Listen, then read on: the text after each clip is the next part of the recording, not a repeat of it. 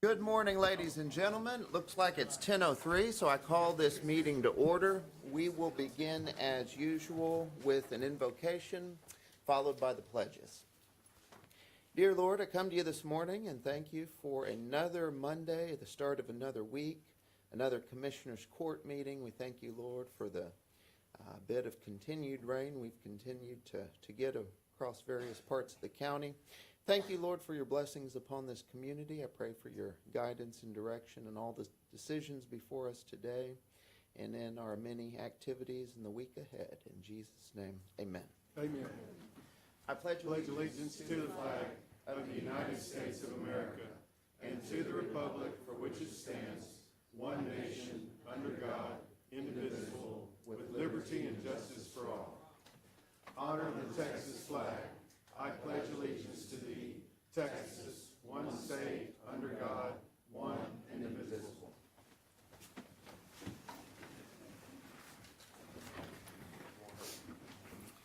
The next item we have on our agenda is citizens communication. Anyone who would like to address the court on any county-related business, you are welcome to do so. Mike, come on up. Good morning. Good morning, Mike. Morning. Good morning, Judge. Good morning, Commissioners. I'd just like to take a quick moment to talk about the head of the Victoria 4-H County Shooting Club is a teacher, so she's not able to be here. But I'd like to tell everybody that this weekend, Saturday and Sunday, the 25th and 26th, the Victoria County 4-H Shotgun Club will be holding, it's one of the top 10 4-H shoots in the state. It's called the Whiz Bang. They've had it every year here. It's in April. Our range is the home range for 10 different clubs from far away as East Bernard, Brazoria County, DeWitt, Yoakum, Hallettsville, Victoria. They all use our club.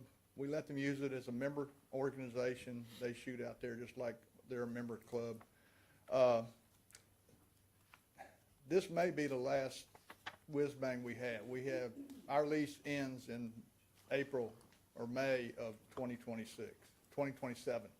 We have 1 year left. We're working on negotiations about that. But if you could come out, if y'all have a time to come out and take a look Saturday or Sunday, you'll be amazed.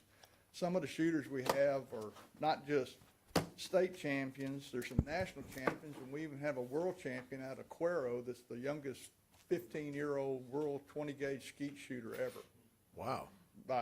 So, I mean, it's phenomenal and stuff. And just to see what we develop out there for the youth, we want to try to keep it as long as possible and stuff. So that's all I have to say. What is that time and date again for everybody in case they missed it?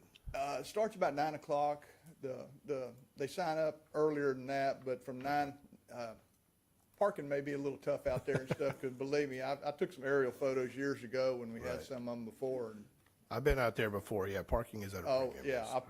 I mean, it's a huge place, but it's amazing how many people you're going to see and stuff. And actually, the 4-H group gets some hot funds to help fund these people, because they come from like all over the state of Texas. This is not just something with a 150-mile radius. I mean, these people are coming from 300-400 miles away to shoot, because there's scholarships involved and stuff. So Right. Thank you for your time. Thank you, Thanks, Mike. Mike. Appreciate Thank it. you, Mike. You too.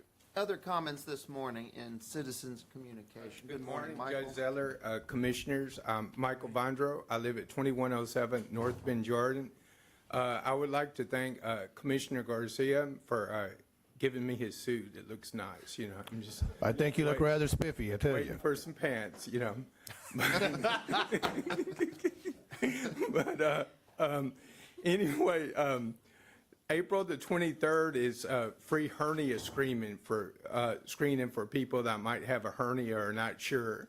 And it's at Detour Hospital, and you don't have to have a job. You could be homeless or you could have insurance, and it's free. And there's a lot of men that have hernias and they're too embarrassed to talk about it or what have you. But if you think you might have one, you can get it free. It's this Thursday at Detour Hospital. And starting April the 1st, this year, you know, people who have food stamps, also known as EBT, no Monster drinks or Cokes or candy on the food stamp.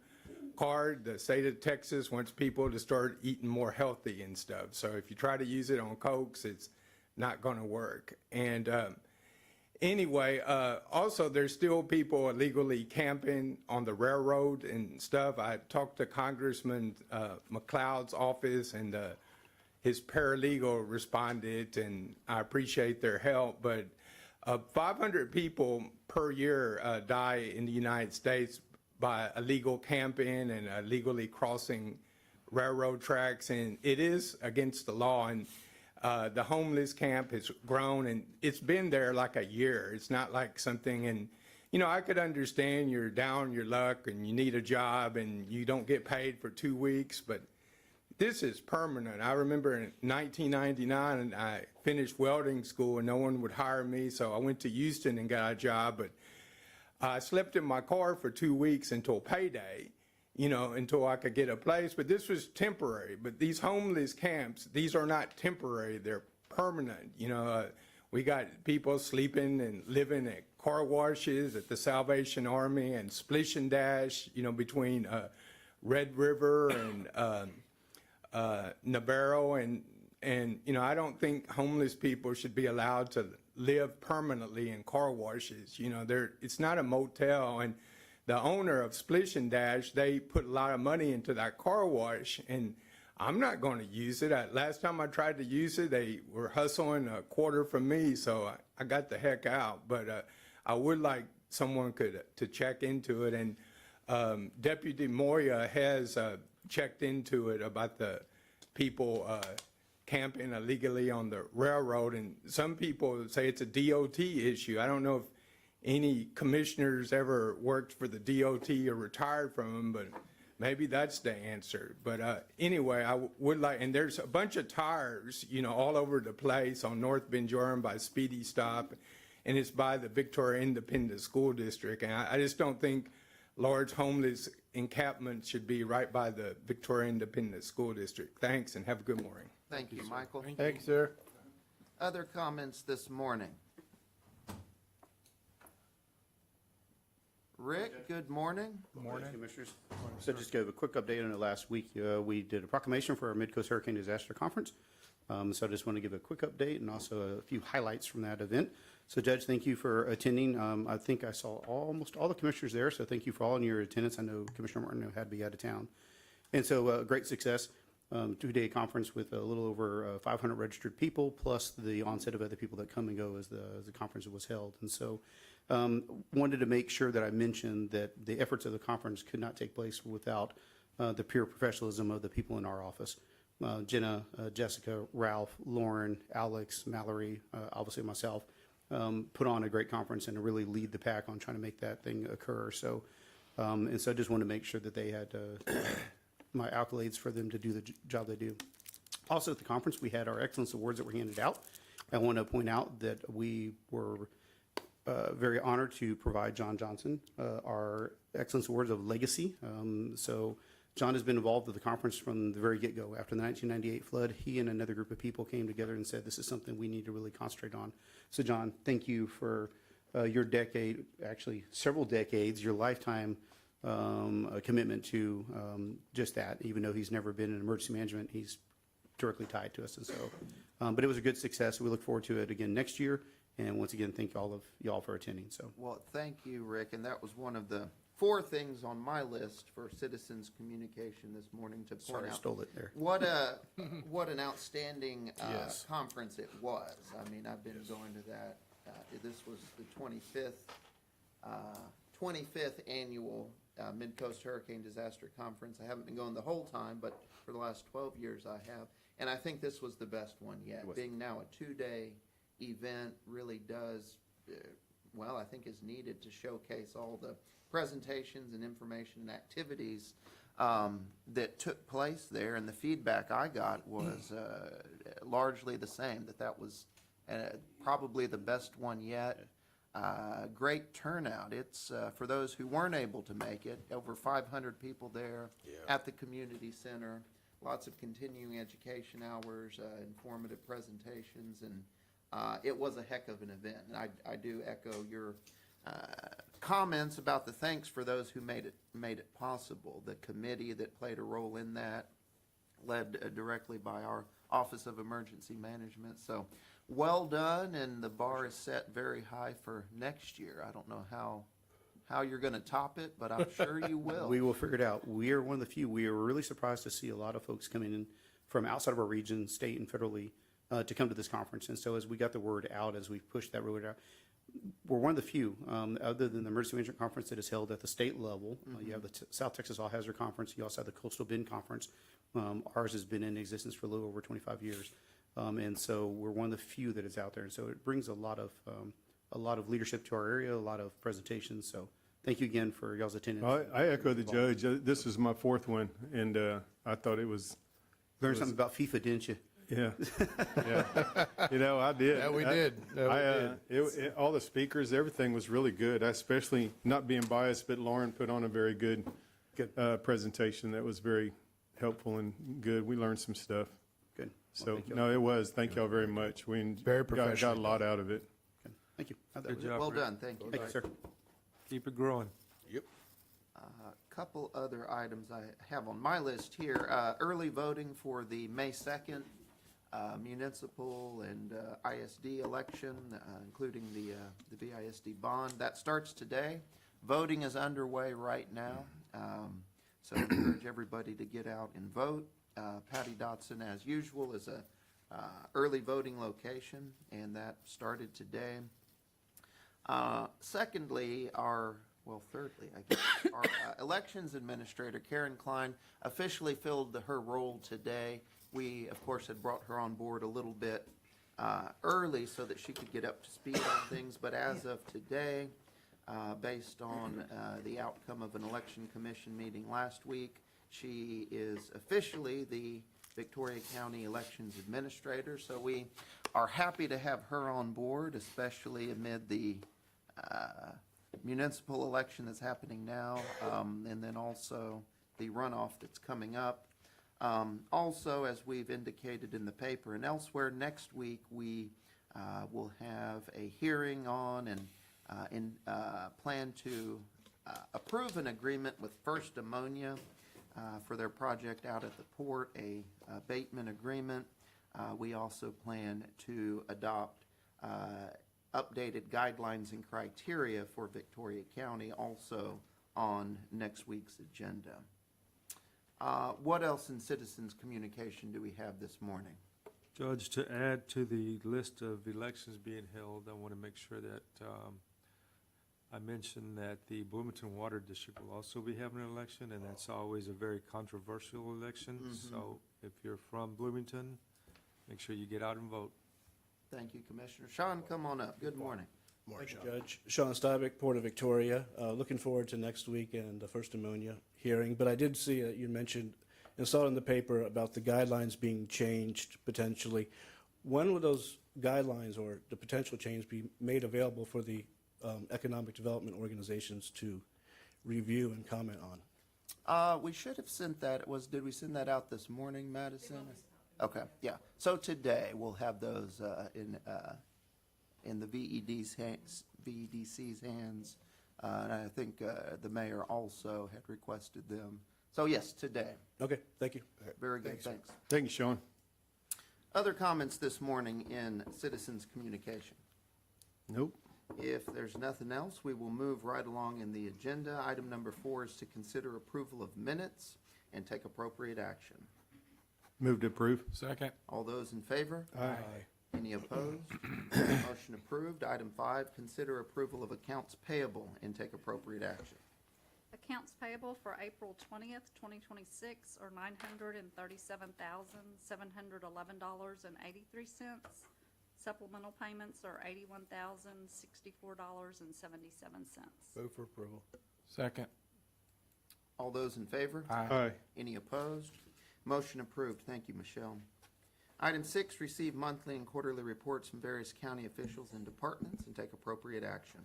Good morning. Today we have monthly reports from the District Clerk, Justice of the Peace Precinct Number 1, and Constable Precinct Number 4. Move to receive. Second. All those in favor? Aye. Any opposed? Motion approved. Item number 7, consider approval of bond forfeiture releases and take appropriate action. We have none this morning. Very good, thank you, Heidi. Item number 8 is to consider approval of Citizens Medical Center interim vendor payments and take appropriate action. Let me see here.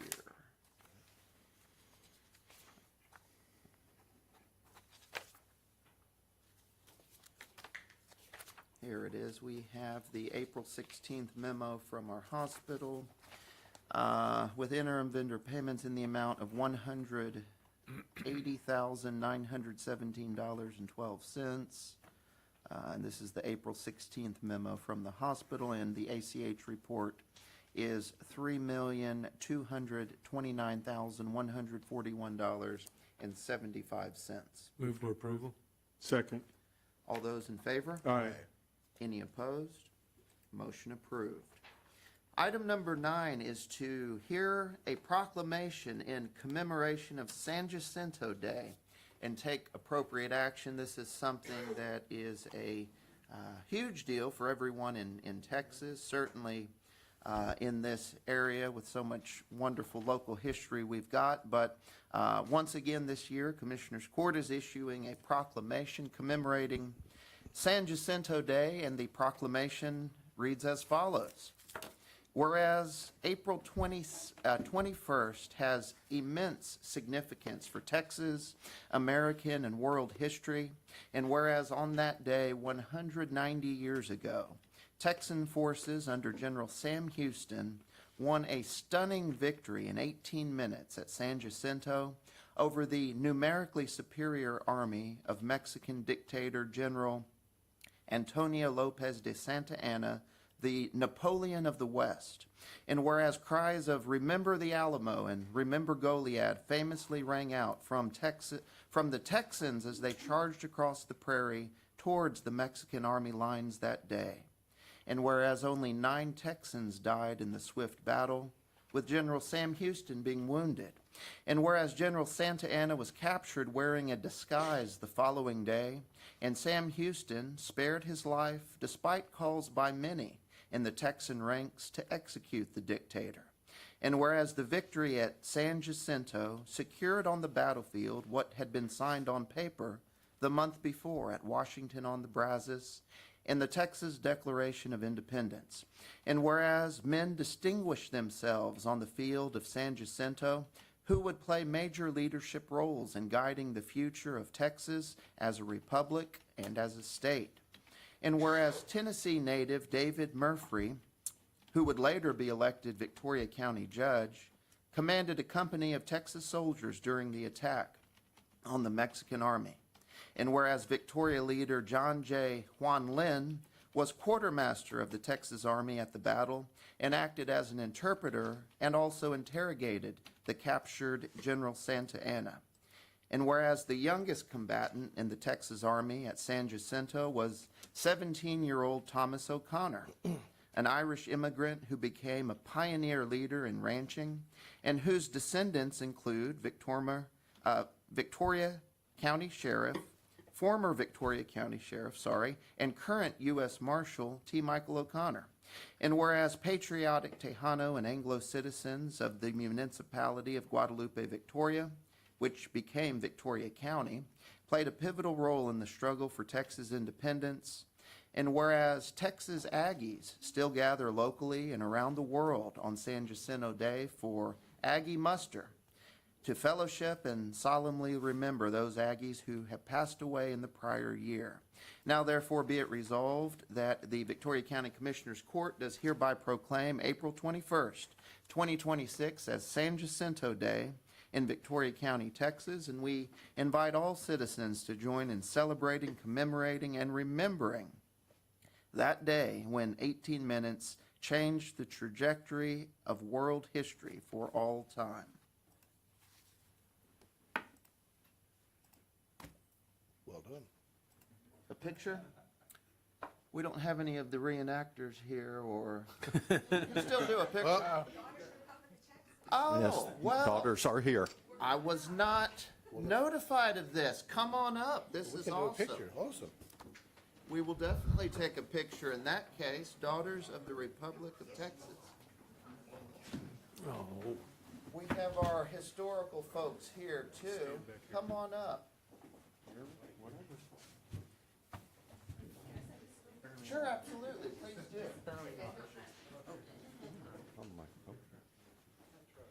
I'm Pauline Hendricks, and I'm the president of the Victoria chapter, James Walker Fannin, Daughters of the Republic of Texas. This is Martha Tarkington. She is a member and a committee chair. And this is Rhonda Hahn. She is our registrar. We would like to thank the Commissioner Court and the commissioners for this proclamation declaring San Jacinto Day in Victoria, Texas. And God bless Texas. That's it.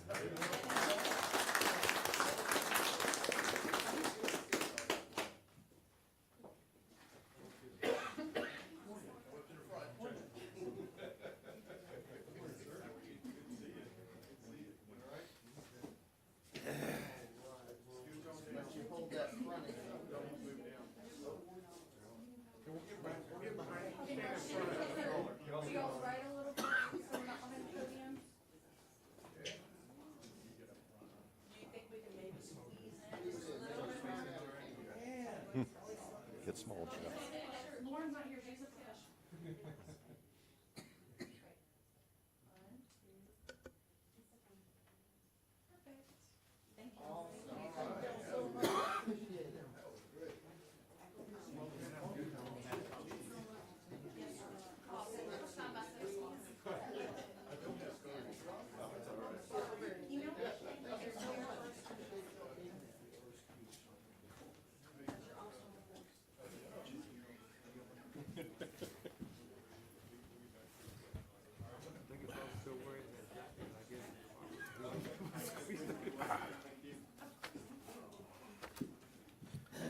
All right.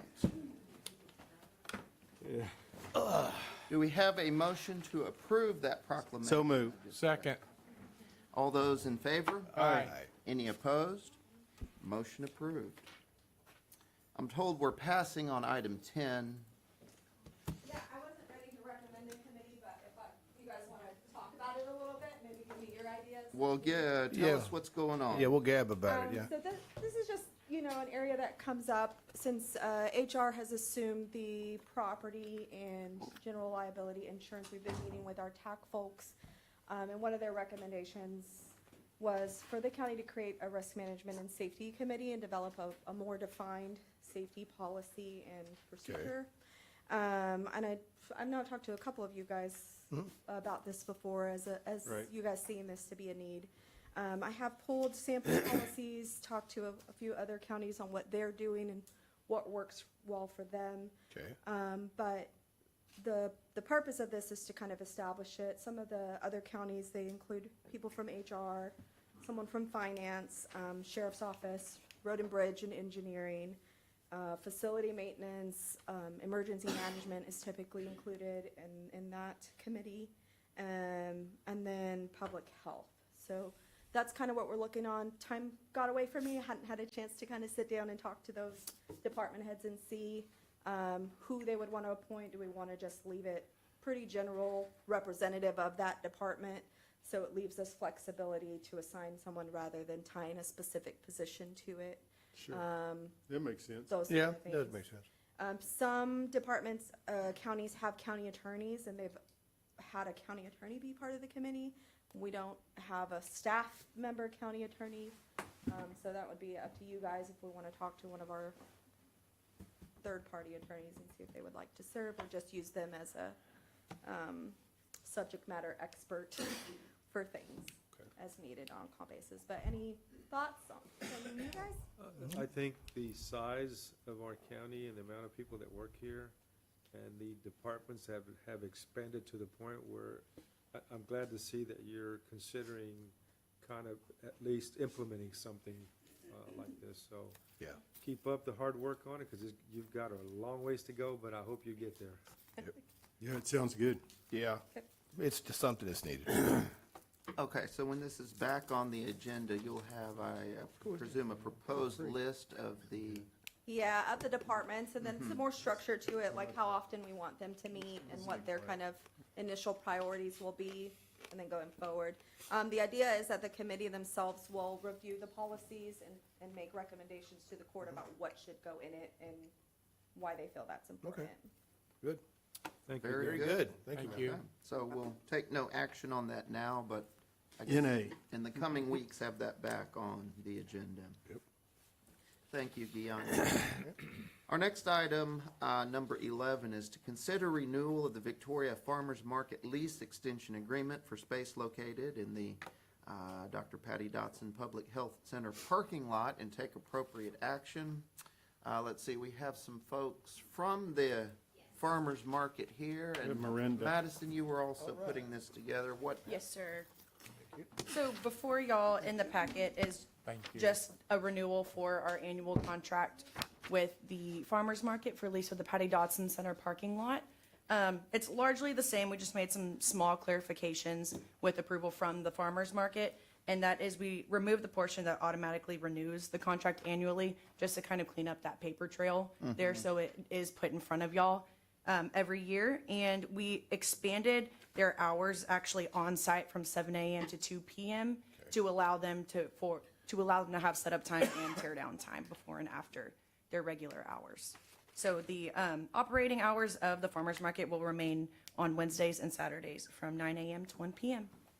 Wonderful. excellent. And Miranda is here as well. Miranda is here. Well, there Come she on is. up. Good morning. Good Morning. Okay, so I just wanted to give y'all a quick overview of how the farmers market's doing. We've been operating in this location since 1998. Like Madison said, we're open Wednesdays and Saturdays. Currently, we are from 9 to 1. That changes coming in June. We go 9 to noon. Too hot. Sun's beating down on us. Customers are not comfortable. Right. We're still committed to the make it, bake it, grow it standards, so there's no resale. All products there are locally produced or handmade. We currently have 52 active vendors. 24 are ag vendors and 28 are non-ag vendors. This supports both local farmers and producers, and it adds value added in prepared food businesses since we are a food-based market. We're not your normal market days.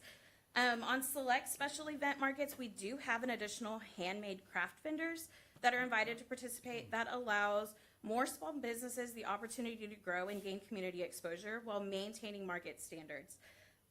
One of the benefits of the farmers market to the community, besides just local foods, is we are an authorized dealer for SNAP food stamps. So in the past just 3 months of this year, we have dispersed over $3,200 to the community in them using their SNAP benefits at the market. In doing that, the vendors that want to participate, they have to renew their training every year. So the vendors take that extra role, they take that training, they sign their forms so that we're compliant. We've also partnered with the Sustainable Food Center that allows us to offer Double Up Food Bucks to those customers that have SNAP benefits. So the Double Up Food Bucks allows us to match up to $30 every market that they can use just for fresh produce, and food producing plants. This helps families stretch their food budgets, generate direct revenue to local vendors, and it strengthens the connection between nutrition access and local agriculture. Our Wednesdays, they're small, but they're consistent. Our Saturdays have our stronger vendors and more community engagement. Our vendors, they also work a full-time job. So this is something they do extra. Sorry. We maintain a strict vendor eligibility guidelines that complies with state and local regulations with, again, the heavy focus on locally grown, raised, and handmade products. That ensures that our market remains a trusted and valuable resource for the community. So with this lease renewal, it allows our market to continue to support local producers and entrepreneurs, maintain consistent operations and vendor participation, provide a welcoming space for the community to shop local, and then with the support of you and the community, hopefully soon we'll have a covered area that allows us to maintain the 9 to 1 operating hours year-round to make it comfortable for the customers. Thank you, guys. Thank you. Thank you. Miranda. Thank you, Miranda. We We are always excited to hear about all the good things happening there, and you said it was, well, y'all moved off-site for a while. It was downtown here. Well, that was what, about 6-7 years ago? So the farmer's market has been under the food bank since 2016. Mm-hmm. So it was right around there, at the very beginning. Okay, okay, but then went back to the Patty Dots, yeah, which is a great, high traffic, easily accessible. For being downtown, the problem with being downtown, everybody wants downtown to grow, and we do want our downtown to grow. However, with the farmer's market, we have to adjust our schedule around any other city activities. So there wasn't a consistent schedule. Sometimes we were sharing the location with the regular market, and it was confusing people. Is this a market days? Is this a farmer's market? What is this? So it was really confusing. And then with being downtown, you're out of sight, out of mind. Where we are now, people see us and they see our canopies and they're like, ooh, what's that? What's going on there? That's what draws the community. We still get people, even though the farmer's market has been in Victoria since 1998, we get people weekly. I had no clue we had a farmer's market. So it's getting the word out. And once they find out everything that we have to offer, it's amazing. Yeah, yeah. Well, we're happy to offer the Patty Dots in there and to see all the success over the years. This has really grown. And let's see, Robin, are you chairing the? I'm the CEO of the Food Bank Index program. And that's right. okay. That's right. Okay. Well, we appreciate you guys, and to reiterate what Madison said, really the only substantive changes here is that we're in the lease expanding the hours. And then also, this would be renewed annually as it comes up rather than an automatic renewal. I will say downtown is cost prohibitive. Right. Okay, okay. It's a little more expensive than us. It's a fee every weekend. Right. $150 every weekend. Wow. Okay. Well, we are happy to do it for what is it, $1 a year? Yes, sir. Okay. Well, thank y'all for what y'all do. It really Yeah, is a yeah. community Thank you. benefit. It's a good deal. And folks come from not just Victoria, but around our area to shop there, to have their produce sold. So we're eager to do this, and again, appreciate you guys, all that y'all do. So for item number 11, are we ready to approve or any further Move to discussion? approve. Second. Happy they're here. Motion and a second. All those in favor of approval? Aye. Any opposed? Motion approved. Thank y'all once again. Appreciate it. Guys. Thank y'all. Thank you.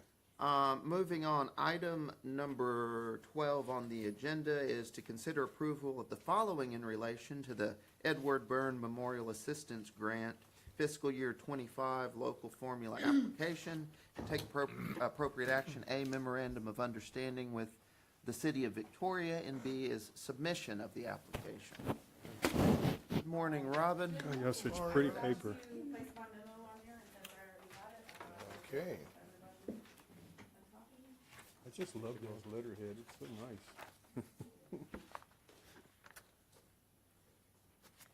So we are glad to see this funding return. There was a lapse, I think, in the federal administration figuring out of things where we didn't see this funding last year.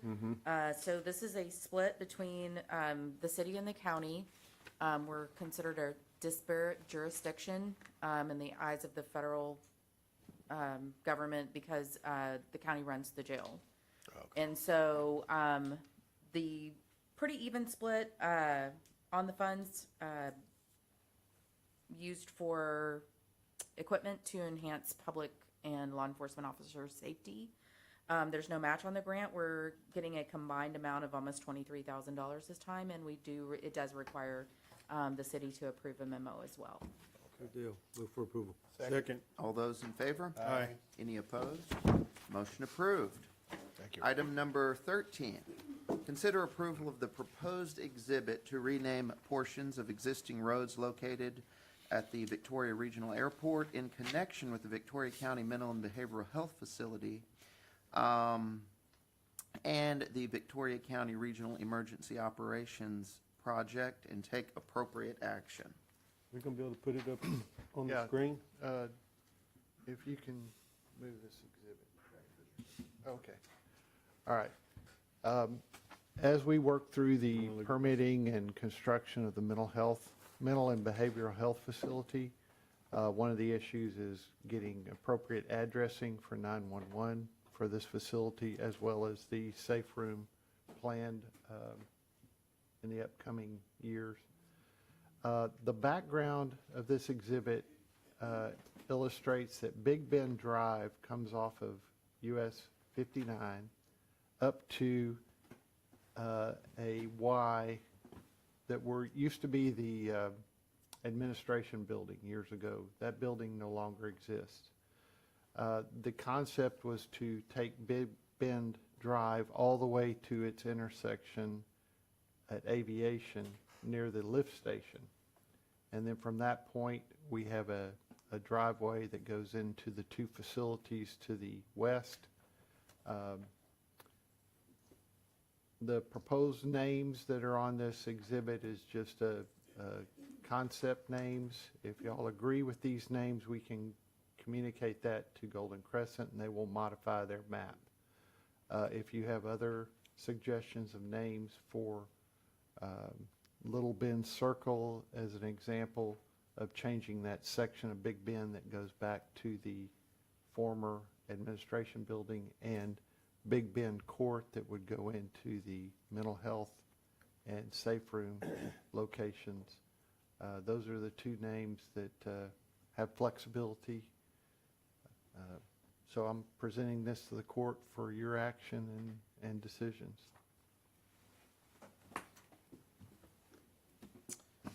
Personally, I'm good with it. Yeah, pretty cool. So the names we pick now will be, I know we have flexibility, does that need to be exercised now, or are these the names that we're going with? The names of the roadways is on the base map of the Golden Crescent Regional Planning Commission 911. In order for us to get addresses to the mental health hospital and to the safe room, we need to establish a name roadway to those facilities. Right. So they can get an address. So we kind of have to. Big Bend Court would go to the VC Rioch.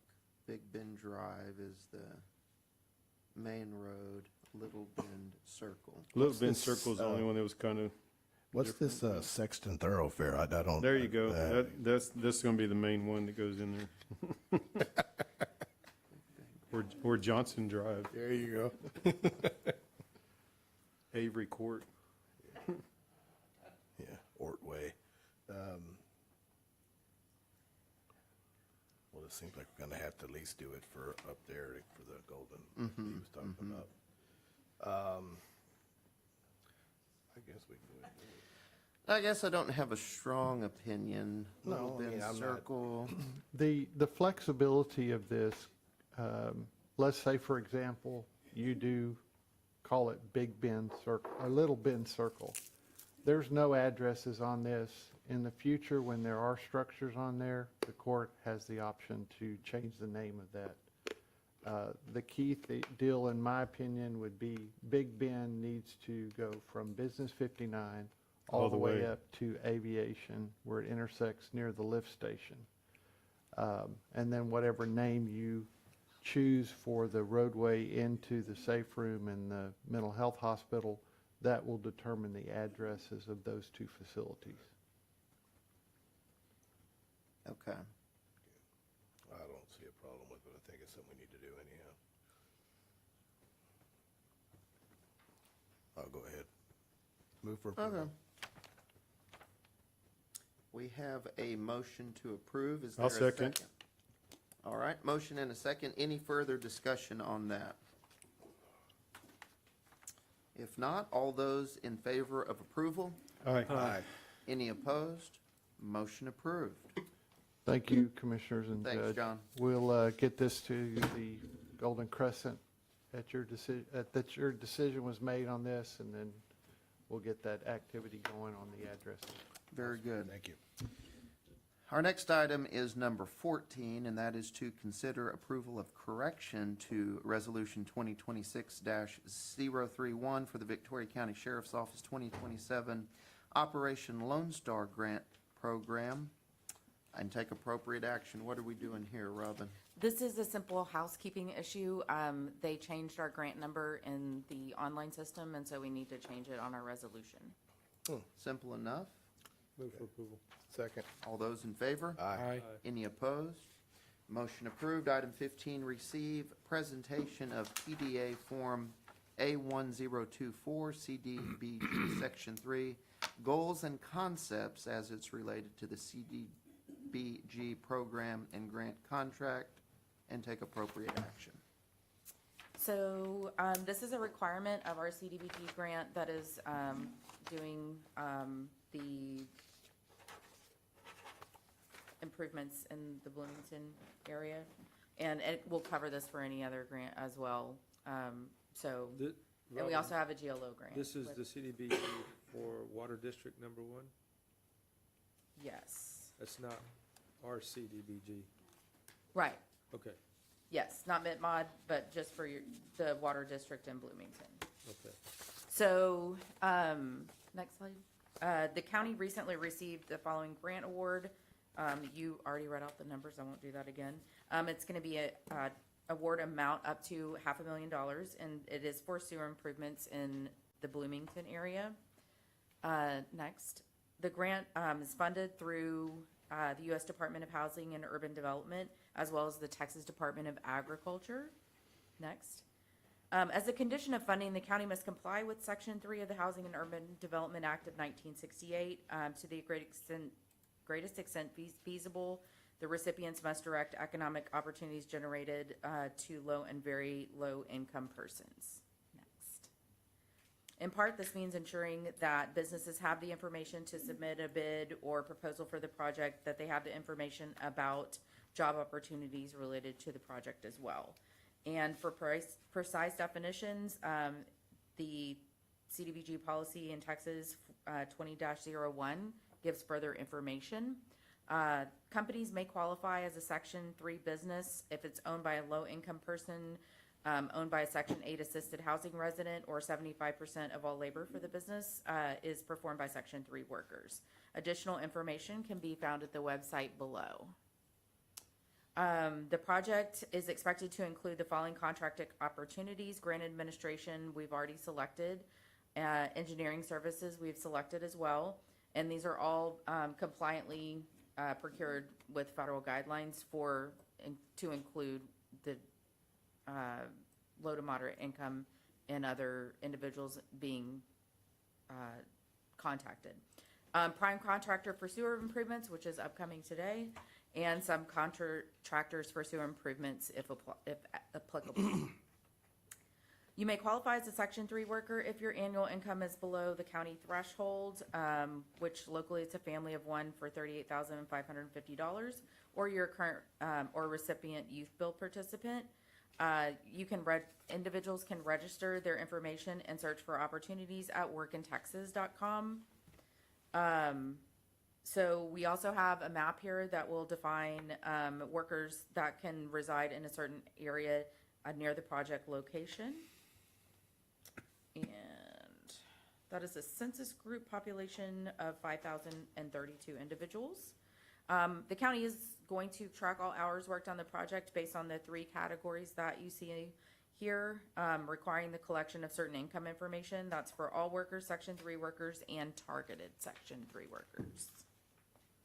And there are a couple of other places where you can get additional information, and this is all included in the agenda packet.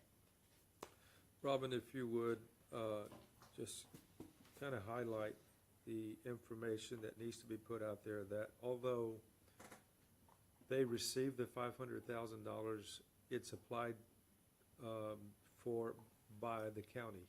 Sure. So these grants, the requirement of the state is that the county has to apply on behalf of the organization. So although they receive and own the improvements after they're done, these are smaller organizations, and it's very difficult for them to administer this level of grant. So we do it on their behalf. We do hire a grant administrator. Okay. You're required to be certified to admin these grants. But we watch that in the money funnels through the county only, and not to the specific organization. Okay, and the work is inspected and monitored by Lynn Engineering. That is correct. Okay. Yes. And so we also work with the engineer of record of whichever water district that we're working with in order to make sure that we're all on the same page. So we definitely take all of their suggestions and recommendations for the work needed and make sure they're satisfied with that before we sign off on the project. Thank you, Robin. Move to receive. Second. All those in favor? Aye. Aye. Any opposed? Motion approved. Item 16, consider approval of a construction contract award to Experts Underground Solutions for TDA CDBG grant number CDV 23-0328 and take appropriate action. So John Mercer with Lynn Engineering has provided a letter of recommendation for an overall bid, base bid award to Experts Underground Solutions LLC for the CDBG project in Bloomington for a total price of $306,715. It's noted that we're going to award the base bid today, but add-alts can still be awarded at a later date if necessary. And his letter also specifically outlines this was not the low bidder, but due to having worked with some other companies, he's recommending that the third one from the lowest be approved by the court. Okay? And I can expand upon that if you would like me to. Commissioner Garcia, do we need to expand on that? I don't have anything to add to it, Judge. I do move for approval. Second. We have a motion and a second. All those in favor of approval? Aye. Any opposed? Motion approved. Let's see. Robin, you have several this morning. Almost done. Okay, 17 is to consider the following in regard to the Texas General Land Office, Texas Community Development Block Grant Mitigation Program Award Grant number 24-065-186-F328, and take appropriate action. A, approval of updated payment request to GrantWorks in the amount of $84,783.30 due to adjusted GrantWorks environmental fees, and B, receive for the record updated GLO subrecipient payment form. So this is more, do you want to take this too? Because this is sort of an auditor's one, but I can do it. There was an error in the state requested adjusted fees for GrantWorks for the first draw. And so for invoice, and then the second one remained the same, but the total for requested funds up until that time had to be adjusted due to the first change. So that's just kind of just a little bit of a housekeeping issue. Move to approve. Second. And just to go back, I did forget when I talked about some of the grants from the sheriff's office, as we always discuss, and as Danny and I talked about this morning, we are all a team. So I just want to give a shout out to the sheriff's office for the hard work for the internal people in their office that assist us. Sometimes I get up here because I'm used to talking to y'all and write the memos and stuff, but a lot of the work does come from the departments as well. Thank you, Robin. Excellent. Thank you, Robin. We had a second on that, so all those in favor of approval? Aye. And B? And any opposed? Motion approved on 17A and B. Item number 18 is to consider approval of an amendment for Gulf Bend Psychiatric Emergency Services, PESC, for an additional $15,000 for a total of $26,000 and take appropriate action. Good morning, Good morning. Sheriff. How are y'all doing? Morning, Sheriff. This is the grant that helps assist with the overtime for some of the out-of-town trips, and they've just increased our funding. Cool. Move for approval. Second. That's not the grant that was going away, was it, related to psych services? No, sir. No, I Okay. don't believe so. Okay, very good. Let's see, we had a second. We did a second. All those in favor of approval? Aye. Any opposed? Motion approved. Thank you. Thank you, Sheriff. Transport? Is that for transport? Yeah, it covers the overtime for the For the whole? after-hour trips and stuff Gotcha. like that. That's if somebody gets committed, y'all have to haul them? Yeah. Yes, sir. Instead of it coming out of the county budget, we have people on an on-call list. I didn't come realize in. y'all still did that. There's a lot of counties that won't do that anymore. Yeah, yeah. Well, and this covers, I mean, not only do the deputies or staff throughout the office handle some of the off-duty, but also the mental health unit after hours will do some of those trips as well. Cool. Thank you, sir. Thank you, Sheriff. Item number 19 is to receive for the record non-criminal justice audit notice of compliance and take appropriate action. Hello again, Gianni, what have we got here? Commissioner, so the county contracts with DPS to use their computerized criminal history. So for every employee that we onboard, we do background checks using the DPS website. Okay. They audit those records every 3 years. So this was our audit. They came in February, I believe, started in February. And we had no violations found on our audit, so it was a clean audit. I guess what they're looking for is, I guess you have to match your request back to I guess legitimate request on our part for just so you can't go fishing if you hear gossip. Okay. I That's got it. correct, yeah, we do implement and adopt the state's policies in terms of security restrictions, who has access to it, whether we store the criminal history or not, things like that. The county does not store any criminal history. We view it, make our determination, and call it a day. Are we charged on that per request? $1. $1 Yeah, per that's okay, search. because I have to do that at the other place, and, okay, got you. So the audit basically looks at our policies as well as our processes, and then takes an actual deep dive into the individual histories that we pulled to determine there was a legitimate reason for doing so. Got you. Move to receive. Second. All those in favor? Aye. Any opposed? Motion approved. Item number 20 is to receive the following in regard to the Colettoville Road Bridge Replacement Project located in Precinct 3 and take appropriate action. A, temporary construction license from Kevin Potek at 8572 Colettoville Road, and B, temporary construction license from Scott Keister located at 8400 block of Colettoville Road. Oh, there's one on the next page. C is temporary construction license from Diana Ella Dinker at 8254 Colettoville Road. Commissioner, anything on this? Yes, these are just permissions that the county is required to get on TxDOT's behalf for the TxDOT bridge replacement. This one is on Colettoville Road over Dry Creek. So these are the 3 properties that are affected, and we requested the construction easements from. Okay. Move to approve. Second. We have a motion and a second. All those in favor? Aye. Any opposed? Motion approved. Item 21, discuss and consider the following in regard to the Old Goliad Road Bridge Replacement Project located on Dry Creek in Precinct 3. A, approve a fully executed warranty deed from Cooper F. Mims for the purchase of right-of-way at 1622 Old Goliad Road in the amount of $4,500. B, receive a temporary construction license from Michael London at 1639 Old Goliad Road. And C, receive a temporary construction license from Alfred Hernandez at the 1600 block of Old Goliad Road. Yes, so this is TxDOT bridge replacement on Old Goliad Road at Dry Creek.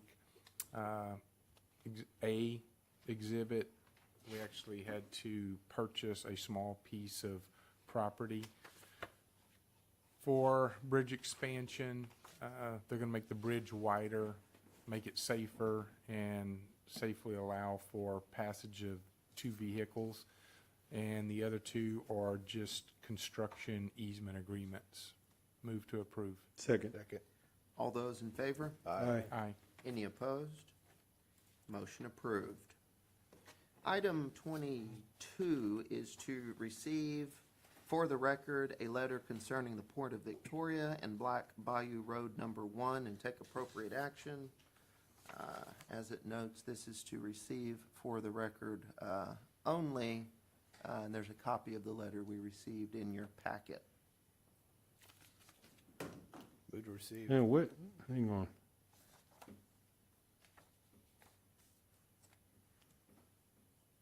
What, is this to do with where the rail crossed the road? I think in general, it's that road, yeah. What, are we just getting a notice here on this? I'm not sure of all the details there. They've Dan? got some litigation going on with some property owners over there. I've discussed this with the port director and the engineer of record to figure out what's going to take place in the area where that rail comes across. We have sent some information to the EOR, the engineer of record, on how to address the signage. Okay. Although this does advise us to contact Thomas Forrester? Yeah, that's what it looks like. So we'll be sending that to him as well. Okay. Any further discussion on that? The port director is here if he wants to comment on that. Any feedback on that? No? Okay. So we're just receiving this? Is what we're Yeah, doing? Yes, that's what sir. it is. We're just receiving it. Move to receive. Second. We have a motion and a second to receive item number 22. All those in favor? Aye. Aye. Any opposed? Motion approved. Item number 23, receive for the record the following quotes from Clark Construction, Inc. for various Victoria County Precinct 1 road construction projects and take appropriate action. We have those listed A through I on the screen. I'm not going to read in detail each one of them, but So, Judge, these are several projects that we have consulted and contracted Clark Construction. Some are in Placido. Part of it is on Key Road that we have an agreement with Union Pacific with. Some of the money that was given to us to reconstruct those areas on Key Road, the road crew is doing some of that ourselves, allowing us to use some of that money that we're going to save to be able to do the other roads. So we have several in Placido and some in Bloomington. This is to receive. Move to receive. Second. we have a motion and a second to receive 23A through I. All those in favor of doing so? Aye. Any opposed? Motion approved. Item 24. Consider approval of Resolution 2026-050 for a road donation from Cody Barton in the amount of $1,300 for installation of a pipe culvert located at Savannah Ranch Road, Lot 18 in Precinct 4, and take appropriate action. Move to approve. Second. All those in favor? Aye. Any opposed? Motion approved. Item 25 is to receive for the record the following letters of permission to enter private property for the purpose of improving drainage in Precinct 3A is Krista Thompson, located at 2534 Colettoville Road, and B, Francisco Alvarado, located at 6330 Colettoville Road. Move to approve. Second. All those in favor? Aye. Aye. Any opposed? Motion approved.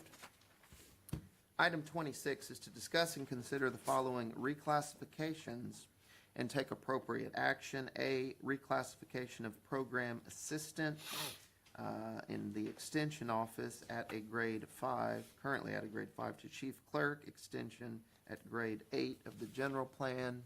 And B is reclassification of clerk 3 elections at grade 3 to administrative assistant elections at grade 4 of the general plan. Hello again, Gianni. Hey, guys. Back again. Good. These are just two reclassifications that we've reviewed with the retirement of some folks over at the Extension Office. They asked for kind of reevaluation of one of their positions, and so we did determine that they added some supervisor responsibility and gave it a little bit more autonomy, so that really impacted the grade. The recommendation is to classify it at a grade 8. If you follow suit to funding of other positions in the general fund, that would be funding it at midpoint plus 3%. So that would give us or set the maximum they could offer anybody in that position to $25.31, which would be up from $21.26 an hour currently. I will say that the individual that was in that position was a very long-standing employee with over 30 years of service, I believe. So she was actually already over the midpoint, so there's really no impact to their budget in this scenario. We're just kind of setting a new top for them and giving them a line where they could go. Good. Thanks for cleaning that up. Yeah, And on the, you also have the job description as well. yeah, I was in gonna the ask you packet. about that, just, Yeah, okay, it's yeah. in the packet. And then the next one was, Ms. Karen submitted a request to reclassify the clerk 3. This is, the current employee is also going to be retiring, that's currently in that position. She increased the physical demands. I guess the position in practice on the day-to-day does help with setup and having to move election equipment and things like that, so that really impacts the demand that's on the position. That reclassification only increased it to a grade 4, so there's a typo on my memo I can see, just looking at it. But it went from a grade 3 to a grade 4, so maximum hourly rate for that position would be $20.05 an hour. Any questions for Gianni or discussion on this item? Nope. Good. All right. Move to approve. Second. We have a motion and a second. All those in favor of approval? Aye. Any opposed? Motion approved. Are we passing on 27, Gianni? Yeah, we are. Okay. Still waiting on a couple of people to review it, and then we got to get Dr. McNeil to sign it. Yeah. Very good. Okay, thank you, Gianni. Gianni. We'll move to item number 8 then. I don't see anything under 28, 29. I also don't see anything. Am I missing anything? There's nothing on our Okay. side either. All right, so we will pass 27, 28, and 29. Item 30 is to consider approval of 2026 budget amendments and take appropriate action. We do have a few of those in your agenda packets. They all seem to be line item transfers, George. Looks like it, yes. Move for approval. Second. All those in favor? Aye. Any opposed? Motion approved.